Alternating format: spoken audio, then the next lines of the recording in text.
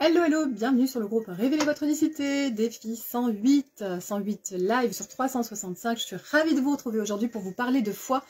pour vous parler d'expanser sa foi, de déployer sa confiance en soi, en la vie, en ce qui nous dépasse, la foi aussi dans nos rencontres, les gens qui nous entourent et qu'on aime, vraiment de se connecter à cette énergie-là de confiance, de paix, de foi. C'est aussi savoir quelquefois se laisser bercer par le fil de l'eau, se laisser bercer par le courant de l'eau qui va vous mener là où vous devez être, qui va vous amener précisément à l'endroit où on doit être. Et ça, c'est vraiment magique, c'est vraiment formidable. Mais pour ça, il faut être en mesure quelquefois de lâcher prise, d'essayer d'être un maximum dans la reliance à son essence et de ne pas faire résistance. Voilà, donc ça c'est vraiment quelque chose qui me paraît essentiel actuellement, d'arriver à se laisser, à des moments opportuns, d'arriver à se laisser bercer par le courant de l'eau, ça veut dire lâcher prise, ça veut dire faire confiance à quelque chose qui est bien plus grand que nous, ça veut dire savoir aussi à des moments souffler, s'oxygéner au sens propre comme au sens figuré, reprendre de la fraîcheur, reprendre tout l'élan, toute l'énergie dont on a besoin pour poursuivre notre chemin, voilà, avec paix, avec des ressources incontournables pour la suite. Donc voilà, et du coup, ce qui m'amène aussi à vous parler des lois universelles, des lois cosmiques, qui ont tendance à suivre un plan parfaitement orchestré, un plan d'ensemble, qui est bien compliqué pour notre conscience de comprendre. Là, pour la plupart du temps, on ne comprend pas tout, on n'a pas la conscience suffisamment, une ouverture de conscience suffisamment élargie pour capter toute la magie et la perfection de certaines situations. Et du coup, ça nous amène à faire barrage, à faire des résistances, à ressentir de l'inquiétude, etc. Et d'être dans cet état de foi permet cette réceptivité, ça permet d'être hyper réceptif et de pouvoir se laisser bercer à certains moments, justement, de pouvoir se permettre de lâcher prise, se permettre de s'abandonner à ce qui est plus grand que nous, de s'abandonner voilà, à la magie de la vie, à la magie qui fait que nous sommes ici, qu'on a grandi, qu'on cicatrise quand on s'est blessé, tout ça en fait, qui fait que, qui nous prouve bien, qui prouve bien notre mental, qu'on ne maîtrise pas tout, qu'on ne contrôle pas tout. Et justement, quand on est dans la foi, on peut se permettre, on arrive, on est vraiment réceptif, on peut être vraiment en mesure d'attirer certaines situations hyper, des synchronicités et hyper inattendues, des choses incroyables, des choses magiques, des choses totalement tellement puissantes, tellement qui peuvent paraître incroyables, même si j'aime pas dire ce mot, des choses qui sont tellement extraordinaires, et j'en ai eu encore la preuve tout à l'heure, quelque chose qui m'a profondément émue par un événement, et de voir à quel point l'univers peut parfaitement bien orchestrer les choses. C'est un truc incroyable, c'est un truc magique et puissant. Donc voilà. Et quand on a plusieurs expériences comme ça, quand on a vécu plein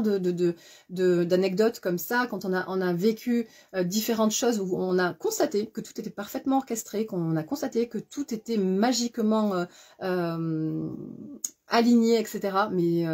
on peut que développer cette foi et cette gratitude aussi. Voilà, pour toutes ces choses-là, on peut que se rendre à l'évidence qu'il y a vraiment quelque chose qui est plus grand que nous et une énergie qui nous traverse et qui ne demande qu'à agir à travers nous, à condition qu'on la laisse un petit peu prendre les manettes et qu'on l'autorise à nous traverser et qu'on arrête de faire résistance. Donc c'est surtout ça.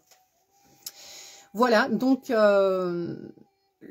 si on parvient pas à lâcher, du coup c'est l'ego qui prend le contrôle, c'est l'ego qui va vouloir être dynamisé, qui va vouloir comprendre, qui va vouloir analyser puis contrôler et qui va empêcher aussi, qui va ralentir le processus, qui va ralentir les synchronicités ou carrément les interrompre et qui va empêcher cette magie d'émerger et qui va du coup comme paralyser les événements, etc. C'est dommage. Donc voilà. Et puis, ce que je voulais vous partager également,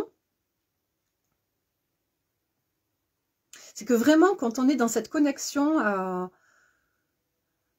quand on est dans cette connexion à ce qui nous dépasse, à cette foi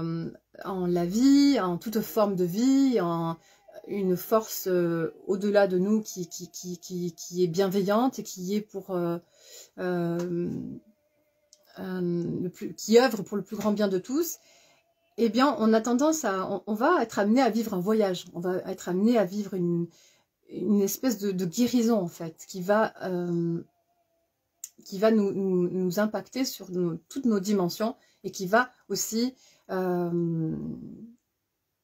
qui va permettre aussi d'influencer et d'atteindre les autres de la meilleure des façons, dans la façon, dans les actions qu'on va mettre en place, dans la façon dans ce qu'on va pouvoir communiquer, dans ce qu'on va, dans notre façon d'être, tout simplement. Voilà, donc on a aussi un impact sur le monde, on a aussi un impact, c'est-à-dire que quand on a la responsabilité aussi de s'épanouir, mais pas uniquement pour notre